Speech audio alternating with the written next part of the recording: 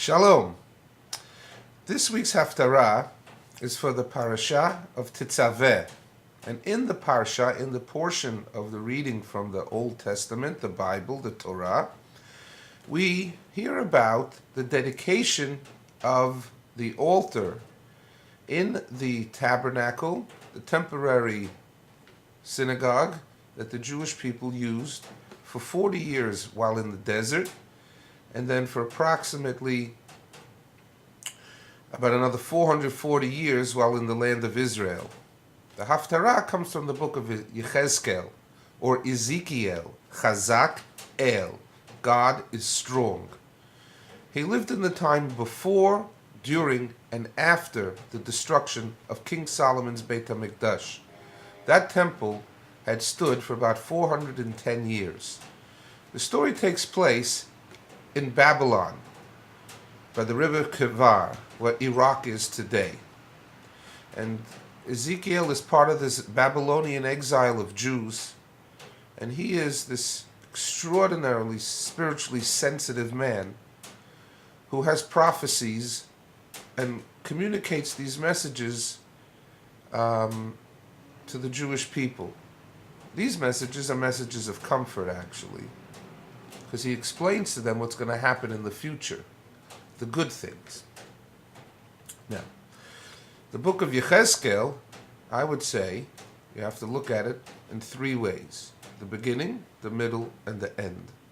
The beginning, you have this very spiritually intense vision of Ezekiel envisioning the throne of God. In Hebrew, Hama'aseh HaMerkavah, God's chariot, heavenly throne, and it was lifting up and away from the Beit HaMikdash. That God had said, my time, to figuratively have my energy resting in Jerusalem, on the mountain where the Beit HaMikdash has been built, I am turning my back, I am lifting up and away from there. By the way, many Kabbalists would meditate envisioning themselves riding in this Merkava, in this chariot. So, you have Yechezkel, he has this vision after the exile, and it opens up Ben Adam. Now, why do they refer to him as Ben Adam? Some of the Kabbalists say, well, he was the spiritual reincarnation of Adam's son, Hevel. In a more practical sense, they wanted to remind everybody that he was just a human being. That even though Yechezkel saw God's heavenly chariot, they didn't want him to be referred to as an angel. They wanted to refer to him as flesh and blood human being. He's actually got his tomb in Iraq. It's a tomb of Ezekiel. And many people visit this holy shrine to pray at the grave of this great man Yechezkel. So it says, Ben Adam, God is speaking to Ezekiel, explaining to him this fantastic vision. The beginning of the book has the Merkava, the middle of the book has the Valley of the Dry Bones story, the very famous story of the Valley of the Dry Bones, and how they all reconnect and resurrect. It's the resurrection of the dead, this vision, yes? The Jewish people believe in resurrection of the dead. And then finally, which is where our Haftarah, our supplemental reading to the Torah reading comes from, is the vision of the rebuilding of the third and final Beit HaMikdash, holy temple.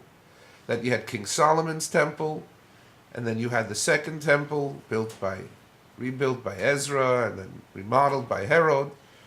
But this is a messianic, futuristic vision of the third and final Beit HaMikdash.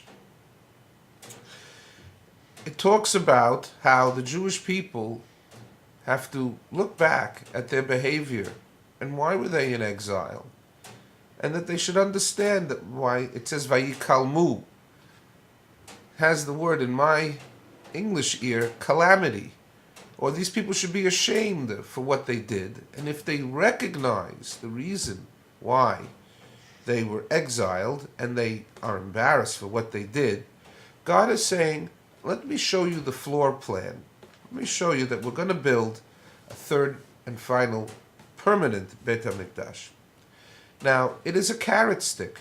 God is trying to show the Jewish people that even though they were exiled, even though they were exiled, that these people needed to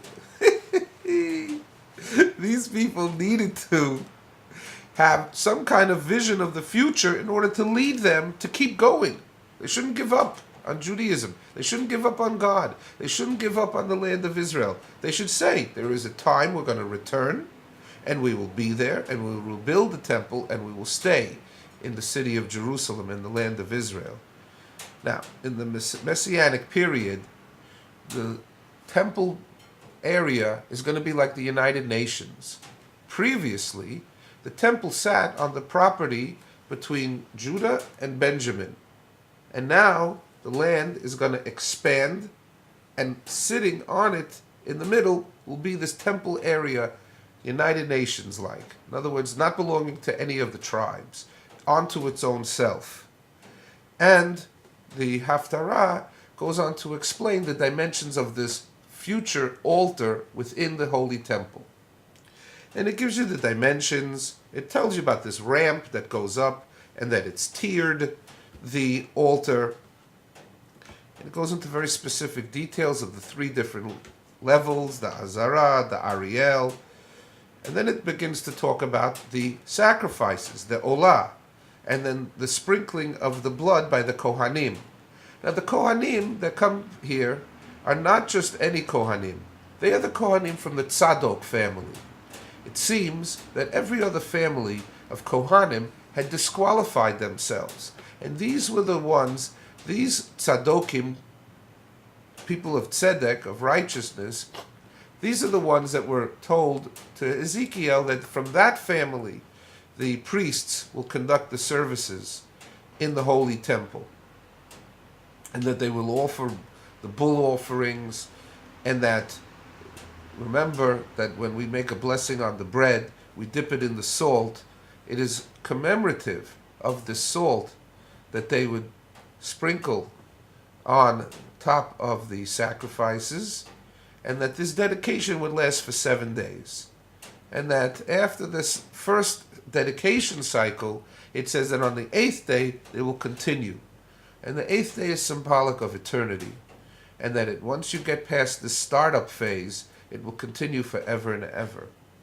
So, this is what this week's Haftarah is about. Hope you enjoyed it. Shabbat Shalom. Thank you very much.